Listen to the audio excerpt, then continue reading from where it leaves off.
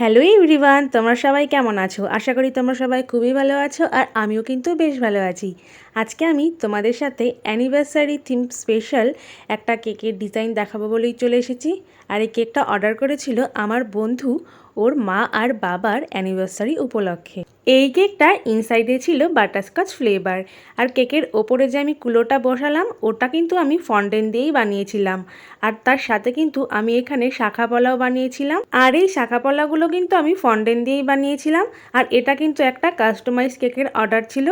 এছাড়াও কিন্তু আমি এখানে পান সুপরিও বানিয়েছিলাম, সেটাও ফন্ডেন্ট দিয়ে। আর পানটা কিন্তু আমি এখানে কুলোর ওপর বসিয়েও দিলাম। এই কেকটাতে কিন্তু আমি সবশেষে এখানে গোল্ডেন কিছু ছোট বড় বলও ইউজ করেছিলাম।